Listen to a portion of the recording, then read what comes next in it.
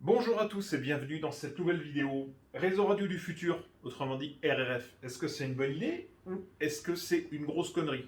Je suis resté poli, j'ai mis grosse erreur. Eh bien, je vous invite à vous poser des questions au travers de cette vidéo qui se veut avant tout pédagogique. On y va, c'est parti. Commençons par un petit avertissement. Je ne fais pas partie du programme de déploiement RRF. Donc cette vidéo que j'ai faite, où j'ai essayé d'analyser quels sont les enjeux autour du RRF, du futur réseau qui va remplacer le réseau actuel de police, pompiers, SAMU en France, est-ce qu'il est bien, pas bien? L'idée c'est vraiment de se poser les questions. Donc je ne fais pas partie du programme. Il se peut que certains propos que je vais sortir soient erronés, je m'en excuse. Vous me direz à la fin, vous me direz dans les commentaires si je me suis foiré quelque part.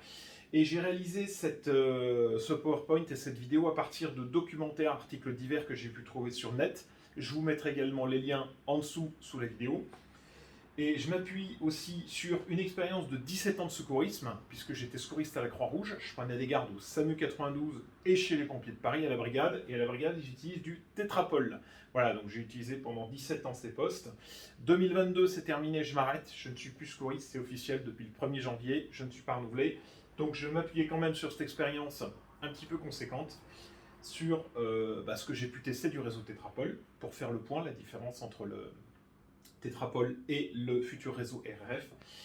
Je m'appuie également sur mon expérience d'ingénieur pour faire cette vidéo et sur mon expérience de radioamateur, F4HUZ pour les intimes.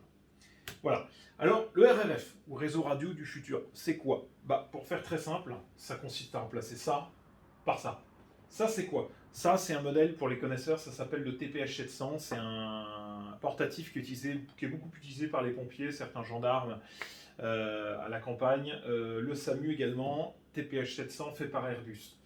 L'objectif du RRF, c'est de remplacer ce vieux réseau qui fonctionne en tétrapole, on va en parler tout de suite dans les slides après, par un smartphone durci sur lequel on aura accès à des informations, des applis, on pourra communiquer, donc un smartphone avec un bouton sur le côté, avec un talkie-walkie, un smartphone transformé en talkie-walkie. C'est simple, c'est aussi simple que ça le RRF. Pour un utilisateur lambda, il faut juste retenir ça. Maintenant, on va réfléchir. Pourquoi le RRF? Pourquoi on se dit, finalement, on parle de faire un nouveau réseau, de démonter l'ancien. Comment ça se fait? Si on fait d'abord un petit état des lieux de ce qui se fait, il y a deux réseaux en France actuellement. Il y a l'INPT et le réseau Ruby. L'INPT, ça veut dire Infrastructure nationale partageable des transmissions.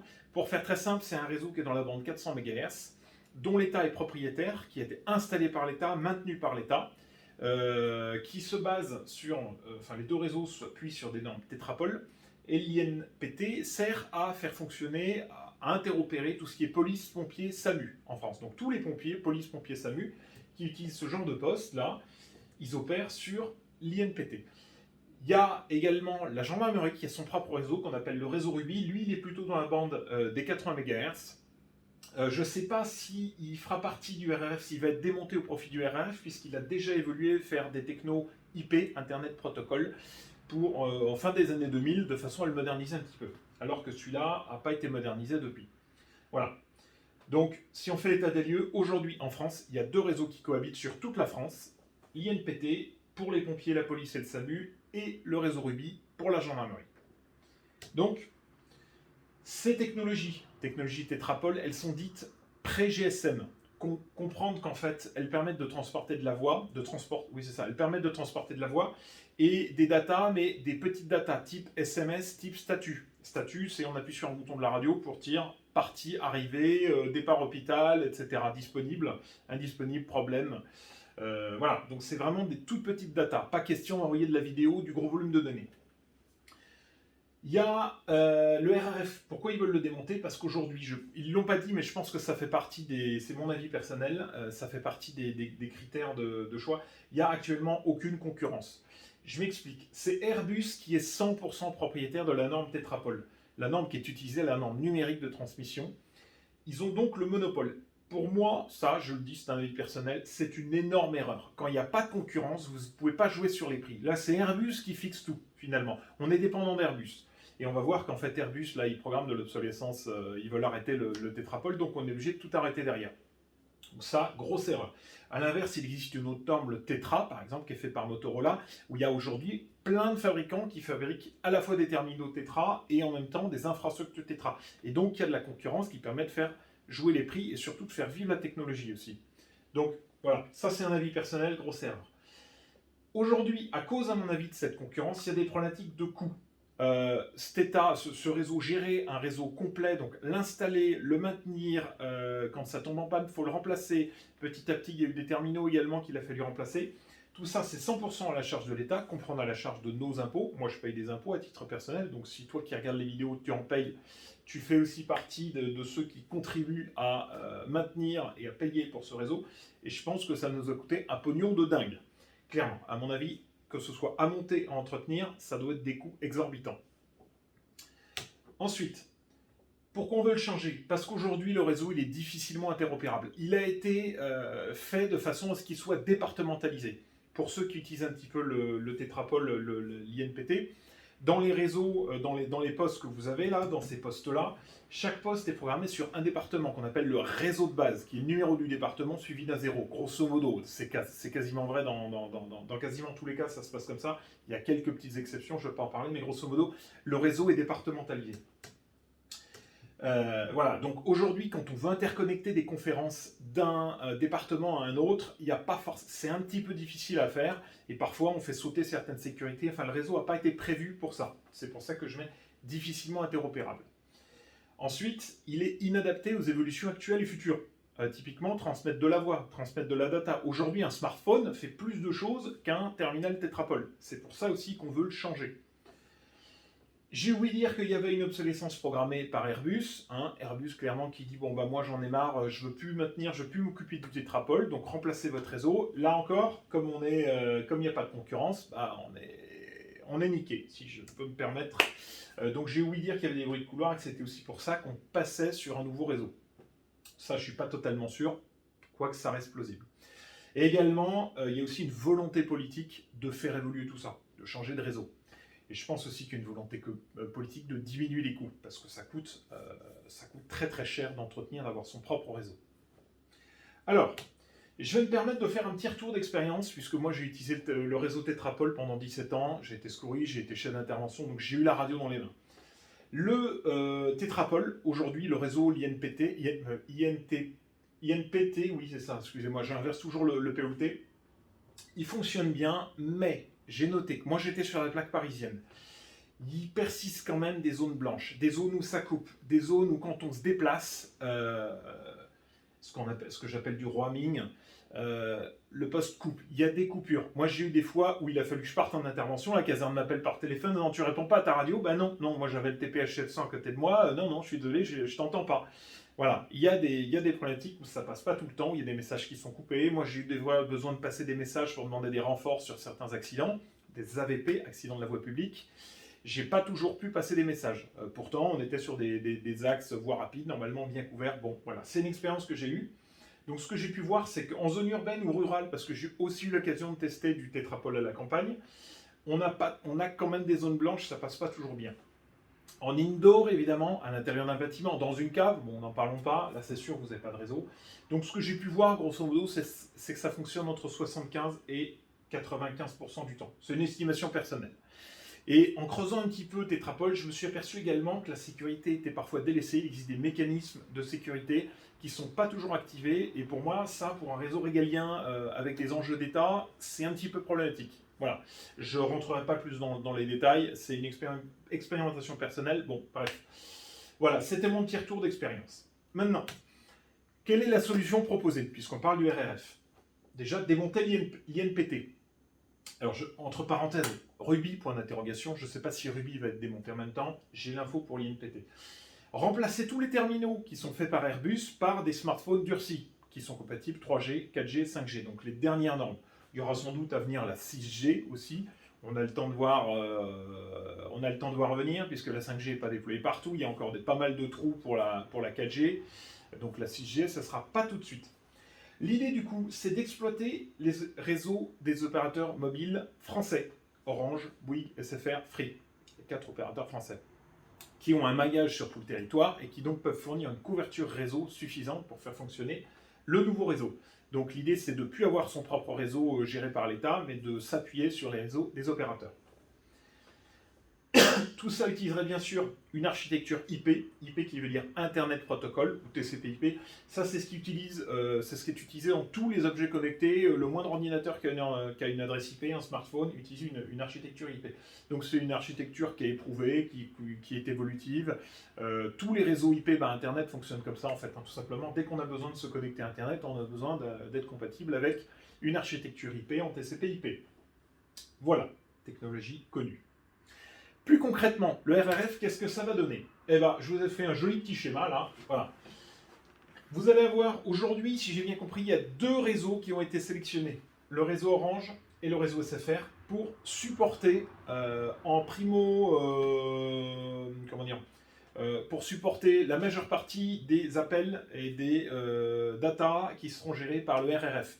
Si j'ai bien compris, les autres opérateurs peuvent être utilisés en back-end, en secours, en backup, pardon. Mais prioritairement, a priori, il y a ces deux-là, Orange, SFR. Donc en fait, qu'est-ce que ça va donner un réseau? Le RRF, très simple, ce sera un smartphone durci, un smartphone POC, Push to Talk over Cellular, ou PTT over Cellular. Donc c'est un smartphone avec un bouton comme un talkie-walkie sur le côté, qui va communiquer sur le réseau soit Orange, soit SFR. Le tout passe par Internet via des liens sécurisés et ensuite ça atterrit vers le cœur de réseau ici, qui sont les serveurs du ministère de l'Intérieur. Donc le ministère de l'Intérieur a ses propres data centers et c'est là-dedans que vont être hébergés les serveurs ou va être hébergé le cœur de réseau. Alors comment elle va être faite l'infrastructure RF? Comme je vous ai dit, il y aura des smartphones, 3G, 4G, 5G durcis. L'idée c'est que si ça tombe par terre, ils résistent. De type POC, Push to Talk over Cellular, ou PTT, PTT over Cellular avec le bouton sur le côté. Ils utiliseront des cartes SIM multi-opérateurs. Alors, dans un premier temps, Orange SFR. J'imagine que les cartes SIM sont sans doute capables d'aller sur les autres réseaux, Free, Bouygues. Et ils auront une priorité de préemption sur le réseau. Qu'est-ce que c'est ça? Quand le réseau est congestionné lors d'une manif, par exemple, eux, ils auront des bandes qui leur sont réservées. C'est-à-dire que vous n'aurez pas de réseau en tant qu'utilisateur lambda. Eux, ils auront une priorité, un peu comme gyrophare une sirène en mode « laissez-moi passer ». Et le réseau, la station de base, attribuera automatiquement des bandes réservées pour eux. Donc, voilà, ça sera la priorité de préemption. Ensuite, ils utiliseront également le chiffrement de bout en bout. Tout sera chiffré, depuis le smartphone jusqu'au serveur. Tout sera chiffré, entre là et là. Lien VPN, donc des tunnels. Ensuite, le cœur de réseau, comme je vous ai dit, ce qu'on appelle le cœur de réseau, là, ça, il sera hébergé dans les data centers du ministère de l'Intérieur. Tous les serveurs vont être redondés. L'idée, c'est d'avoir une architecture qui fonctionne 100% du temps, garantie sans panne. Alors, c'est difficile de garantir sans panne quand c'est de l'informatique, on va en parler après, mais que ce soit qu'il y ait un maximum de qualité de service qui soit le plus proche possible de 100%. La confidentialité, ils vont mettre un accent assez drastique là-dessus, puisque je vous ai dit, tout sera sécurisé par des VPN avec des chiffrements très forts. Et également, il va y avoir une surveillance permanente du réseau, un monitoring. Donc, ils ont prévu des salles de commandement qui vont monitorer en permanence 24 heures sur 24 le réseau, s'il y a des intrusions, s'il y a des pannes, s'il y a des difficultés, s'il y a des anomalies. Voilà, l'objectif, c'est que ce soit remonté très vite et corrigé très vite. Voilà. Il prévoit en plus de faire évoluer le RRF pour ajouter des connexions en indoor, à l'intérieur des bâtiments. Ça passe pas toujours bien, suivant les fenêtres. Aujourd'hui, on a des pare-brises athermiques qui peuvent arrêter les ondes. On peut avoir des fenêtres qui sont pareilles athermiques et qui arrêtent les ondes, qui fait que ça passe pas très bien dans le cœur d'un bâtiment ou en sous-sol. Il prévoit d'ajouter des connexions type Wi-Fi ou autres pour pouvoir se connecter au réseau, puisque de plus en plus d'établissements de RP, établissements recevant du public, maintenant s'équipent de Wi-Fi. Le Wi-Fi, on en trouve partout. Les parkings souterrains, bientôt, il y en aura partout aussi. Donc, l'idée, c'est que les terminaux puissent se connecter au réseau Wi-Fi et du coup, avoir une continuité de service. Continuer à émettre et à recevoir. Il parle de géolocalisation fine. Alors ça, pour moi, c'est un petit peu un bullshit argument commercial. Je vous explique pourquoi. Ils disent qu'ils ont des géolocalisations très précises. Aujourd'hui, on sait le faire. On parle souvent de géolocalisation type GPS, mais on sait faire aussi des réseaux multi-constellations avec du GNSS, qui en fait est un système qui permet de mixer le GPS, qui est américain, le GLONASS, qui est russe, le Galileo qui est européen, le Beidou qui est, je ne sais plus si c'est chinois ou japonais. Donc toutes ces constellations et d'avoir une précision très fine de géolocalisation. Donc ça, c'était quelque chose qu'on aurait pu faire avant, mais qui va être intégré dans les futurs smartphones du RRF. On va pouvoir transmettre des photos, des vidéos, du contenu média, du contenu haut débit. Donc ça, nouveauté également qu'on ne pouvait pas faire avant, puisqu'avant on transmettait des statuts ou éventuellement des SMS ou de la voix. Et également, comme ce sera des smartphones, il va y avoir une évolution possible vers des applications métiers, puisqu'on va pouvoir à terme faire les fiches bilan directement sur les smartphones. Ça, c'est très bien, parce que moi, je me suis cassé le derrière, on va rester poli, à faire des fiches bilan papier, à passer des coups de téléphone pendant que le mec à la régulation, il note tout sur un papier, il note tout sur l'ordinateur. Ça faisait beaucoup de redondance. Là, l'idée, c'est d'avoir une fiche bilan directement sur le smartphone du RRF. Ça, c'est top. Également Sinus, pour ceux qui savent pas ce que c'est Sinus, c'est une application qu'on va activer, c'est un dispositif qu'on active quand il y a des multivictimes. Bref, il y a des codes couleurs. Je ne vais pas rentrer dans les détails. Dès qu'il y a beaucoup de victimes, on active le mode Sinus qui permet de savoir quelles sont les victimes, l'état de gravité, le bilan des victimes, où est-ce qu'elles ont été orientées, etc. etc. Ça peut faire partie des applications qu'on va retrouver là-dedans. Donc voilà, plein d'applications métiers. Moi, je parle de ces deux-là parce que je les connais et que je les ai utilisées. Il y en a sûrement, il y a des applications police, à mon avis, qui vont voir le jour, etc. Applications SAMU. Bref. Voilà pour l'infrastructure du RRF. Alors vous allez me dire, c'est génial, maintenant super, plein d'avantages. Est-ce qu'on a quand même identifié des risques? Le réseau, il va être 100% 3G, 4G, 5G. Il va dépendre uniquement des opérateurs de téléphonie mobile. Est-ce qu'il y a des risques? Oui, il y a des risques, oui. J'en ai listé quelques-uns. Alors, normalement, il y a les principaux. Premier risque, risque de coupure électrique. S'il n'y a pas d'alimentation électrique, c'est un système informatique derrière, ça ne marche pas. Je sais pas moi, un câble EDF qui tombe, un câble haute tension avec toute la centrale électrique qui tombe, qui disjoncte, fini, terminé. Bon, il y aura des onduleurs, il y aura peut-être des dispositifs de secours, des groupes électrogènes, mais s'il n'y en a pas, ça ne marche pas.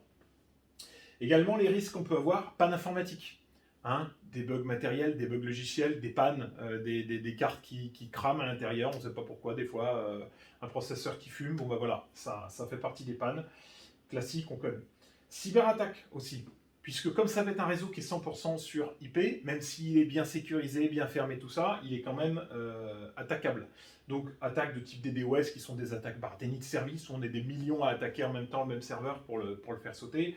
Des attaques de type ransomware, si quelqu'un arrive à rentrer dans le système et à chiffrer toutes les données, ça peut être ça. Donc, voilà, cyberattaque avec un grand C. On peut avoir des problèmes climatiques, ça je vais y revenir après parce que c'est ce qui me fait le plus peur. Inondations, tempêtes, séismes, tsunamis, enfin vagues submersion, etc. Ça peut nous arriver. On peut avoir également des brouillages, un brouilleur. Bon, ça c'est valable pour tout, n'importe quel réseau. À partir du moment où vous avez des ondes, on peut toujours être brouillé. Bon, ça fait partie des risques. On peut avoir des incendies aussi. Un incendie, ça crame tout. Donc forcément, le serveur derrière, l'infrastructure, la station de base, les antennes, tout brûle. Alors, par rapport à ces risques-là qu'on a identifiés, moi j'aurais posé la question. On n'arrête pas de dire il est hyper résilient le réseau. Il est super, on vise la résilience. Et c'est bien, c'est ce qu'il faut. Est-ce qu'il est du coup plutôt résilient ou plutôt fragile ce réseau? Eh bien, je vous donne mon avis. Pour moi, il est les deux. Les deux en même temps. Il est à la fois résilient et à la fois fragile.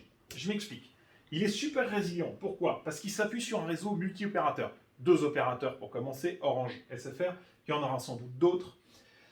Le réseau mobile aujourd'hui, il est éprouvé, il est fiable. On a vu que ça fonctionnait bien globalement. Il y a de temps en temps des petites coupures. Qui n'a jamais eu de allô, je t'entends plus, je passe dans un tunnel. Bon, ça nous est tous arrivé. Bon, c'est quand même globalement fiable. Il utilise des canaux de communication multiples, puisqu'un réseau, il est interconnecté. Donc il y a de la fibre, il y a des faisceaux hertziens, il y a même du câble, des fils de cuivre sans doute, qui fonctionnent encore, des connexions Ethernet. Bref. Il y a plein de redondances au niveau des connexions. Donc ça en fait quelque chose de très résilient. L'infrastructure, du coup, elle est multiple. Il y a plein d'ordinateurs partout, plein de serveurs, et tout est redondé. Voilà, ça en fait quelque chose, du coup, d'hyper résilient. On se dit, c'est génial. Et en même temps, ce réseau, il est aussi super fragile. Pourquoi? Parce qu'il s'appuie sur une infrastructure avec quasiment que de l'informatique. Et qui dit beaucoup d'informatique, dit beaucoup d'interconnexions, et de nombreux acteurs qui viennent agir sur ces différentes interconnexions.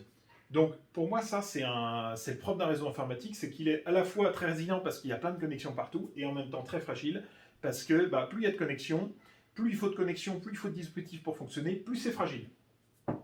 Tout ça, évidemment, c'est beaucoup d'électronique. L'électronique, on sait que c'est sensible, même si ça marche bien et qu'aujourd'hui on en est dépendant dans nos vies, ça reste problématique si tout tombe en panne.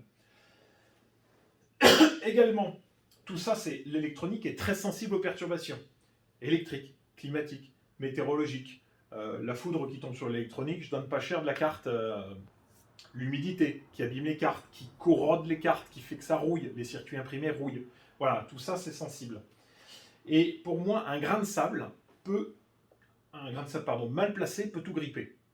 On l'a vu, je vais dans les diapos suivantes, on va en parler, mais voilà, un grain de sable peut tout gripper, donc c'est important de faire attention. C'est pour ça que c'est fragile.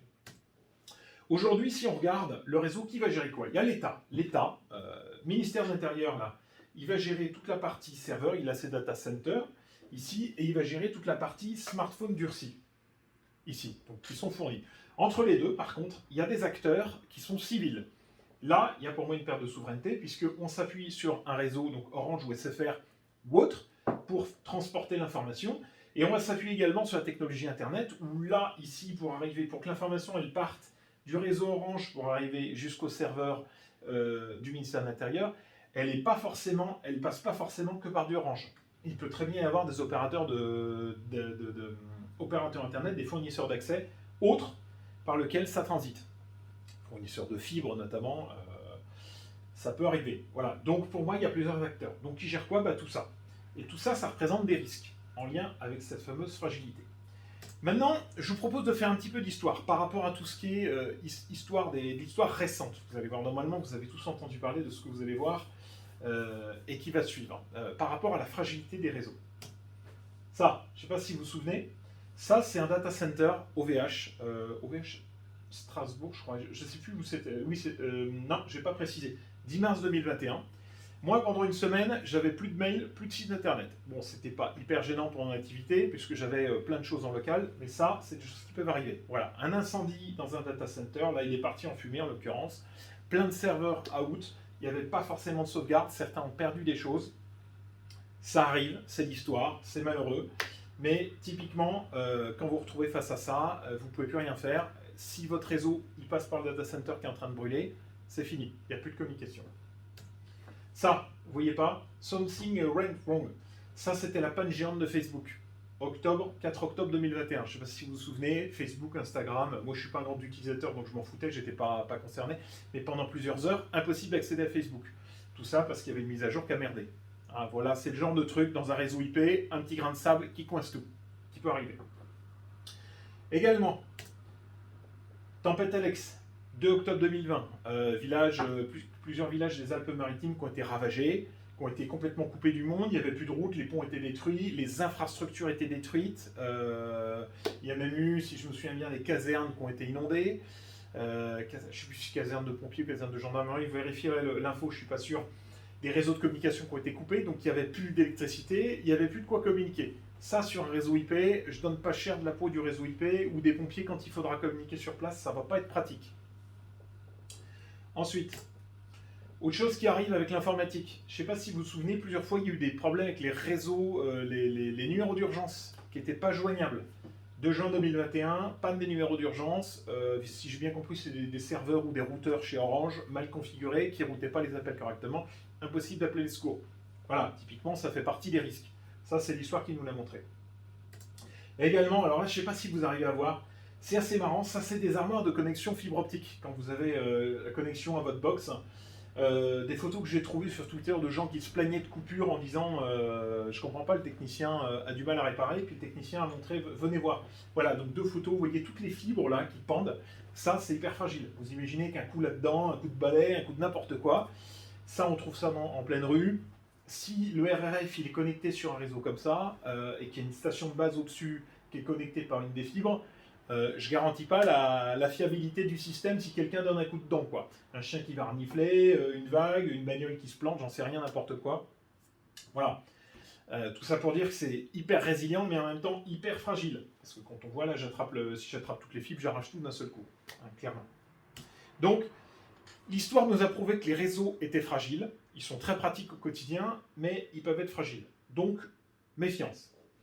Est-ce que moi j'ai un avis sur le RRF? Oui, je vais me permettre de donner un avis. Alors c'est le mien, on a le droit de pas être d'accord, on a le droit de dire mais là tu nous dis des conneries, on a le droit d'avoir un truc complètement opposé, c'est uniquement mon avis, c'est mon opinion, elle n'engage que moi. Je pense que l'architecture globale du RRF, du réseau radio du futur, elle est pensée par des gens compétents et intelligents. Je pense qu'il y a des ingénieurs, il y a l'ANSSI, Agence nationale de sécurité des systèmes d'information, il y a le ministère de l'Intérieur, il y a des gens bien compétents qui se penchent sur les problématiques pour essayer de faire un truc qui soit le plus résilient possible. Attention cependant au biais cognitif. Quand on bosse sur un projet et qu'on est focus dedans, on peut avoir ce qu'on appelle un biais cognitif où on part dans un effet tunnel, où on regarde plus ce qui se passe et où on est convaincu que notre solution c'est la bonne. Alors que des fois c'est en dépit du bon sens et c'est pas forcément la bonne. Donc attention à ça, même si je pense que c'est intelligent. Quelqu'un qui bosse pendant 10 ans sur le projet, il peut, il peut tomber dans cette espèce de biais cognitif. Ça peut arriver, donc attention. Je pense que le réseau il va fonctionner 99% du temps si vous êtes sous couverture réseau correcte. S'il n'y a pas de réseau, c'est même pas la peine d'essayer de communiquer. Donc je pense 99%. Attention, pour moi, attention aux conditions d'utilisation particulières. Mer, montagne, mer, quand je dis mer, c'est ultramarin, souterrain, forêt, où vous pouvez avoir des difficultés à communiquer, où la couverture réseau n'est pas forcément très bonne. Attention. Dans ces cas-là, je pense en particulier aux pompiers, je vais en parler dans la slide d'après.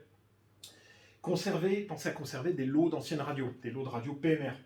PMR dit classique, analogique ou numérique, pour tous ces usages. Quand vous partez dans des environnements un petit peu difficiles, les terminaux vont être prévus pour communiquer en mode direct. Je ne sais pas dans quelle mesure ça va bien communiquer, mal communiquer. Si vous prenez des vieilles radios PMR, vous êtes sûr de communiquer quoi. C'est le 4x4, ça passe partout. Voilà, donc attention à ça. Et même si le RRF a prévu des véhicules d'intervention rapide qui sont des 4x4 pour déployer des bulles tactiques, souterrain, forêt, maquis, le 4x4 il passe pas. Hein, voilà. Donc dans ces cas-là, vous n'aurez plus que vos bonnes vieilles radios pour communiquer. Je pense que le RRF il est nécessaire aujourd'hui. Pourquoi? Parce qu'il y a nécessité de faire évoluer l'ancien réseau. Qui est donc l'INPT, pardon, Ruby point d'interrogation. Encore une fois, je ne sais pas si on va le faire évoluer aussi. Tout ça également le fruit de décisions politiques. J'ai cru comprendre que c'était le président de la République qui avait donné le top départ pour le RRF et il aimerait voir le RRF opérationnel pour les JO de 2024 sur la plaque parisienne, donc Paris et toute la petite couronne. Tout ça, ça s'inscrit également dans une politique de réduction des coûts. L'INPT, ça devait nous coûter un pognon de dingue. Là, l'idée, c'est de faire porter une grosse partie des coûts de maintenance et d'infrastructure sur les opérateurs mobiles. Ça, c'est une opinion personnelle. Je ne l'ai pas trouvé dans les docs, mais évidemment, vous imaginez bien qu'entre un réseau d'État qui coûte les yeux de la tête et le fait de déléguer un prestataire qui gère les coûts, qui gère les licences lui-même, qui gère l'infrastructure, qui gère les pannes, et du coup de pouvoir simplement lui acheter de la bande passante, ça coûte beaucoup moins cher. Attention, le RRF ne pas s'attendre à quelque chose de magique. Hein, je veux dire, aujourd'hui, on dit ça va être génial, il y a plein d'applications métiers. Non. Il va y avoir des problèmes. C'est sûr et certain qu'il y aura des problèmes lors de la mise en place. Il y aura des problèmes de couverture, couverture insuffisante en 4G. Il va y avoir des appels qui ne vont pas aboutir. Il va y avoir des bugs, il va y avoir des problèmes de connexion. Il va y avoir des gens qui ne sauront pas comment s'en servir parce qu'ils ne seront pas techniques. Donc, ça va pas être, c'est pas de la magie. Hein, attention. Voilà. Ensuite, pour moi, mon avis, là c'est vraiment un avis personnel, le 100% 3G, 4G et 5G, pour un réseau régalien aussi important que celui de l'État, c'est une connerie. Voilà. Pour moi, c'est une connerie, c'est une erreur. Pourquoi? J'ai identifié deux risques qui, à mon avis, vont nous péter à la gueule, surtout celui-là. Le risque climatique. Plus ça va, plus on a des problèmes climatiques qui vont devenir intenses, des sécheresses, des inondations, des vents violents. Qui sait, on aura peut-être des séismes un jour en France. Il y a quelques zones sismiques dans le sud, notamment près de Nice, mais on peut très bien se prendre des tornades. Si on a des élévations de température un petit peu comme ce qui se passe aux États-Unis, le climat, il peut très bien... on peut avoir le même climat en Europe. Donc ça, pour moi, c'est un truc qui va nous péter la gueule, qui, pour moi, ça arrivera. Et si je me trompe, c'est tant mieux. Hein, la vidéo, elle est juste là pour dire, on dira si ça arrive, moi j'aurais dit dans ma vidéo, la limite, je m'en fous, je suis plus concerné, je suis plus secouriste.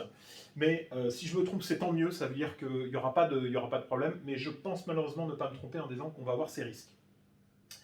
Et le problème, c'est qu'à ce moment-là, si vous prenez une tempête type celle de 1999 qu'on a connue, 26 décembre 1999, souvenez-vous qu'à balayé la France, prenez une tempête en 2 fois plus puissante qui arrache tout, qui défonce tout sur son passage, il y aura des blackouts des réseaux mobiles, donc nous on ne pourra plus téléphoner, mais surtout les secours pourront plus s'en servir, pourront plus non plus communiquer, et ce sera le moment où on en aura le plus besoin. Donc attention, attention, voilà.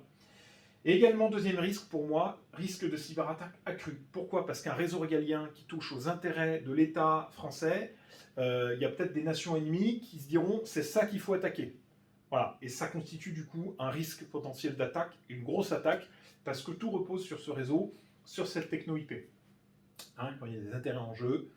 Voilà, pour moi, c'est les deux gros risques liés à ce réseau, en dehors des pannes, des trucs comme ça qui sont du quotidien, qui vont être remplacés, et des petits bugs passagers.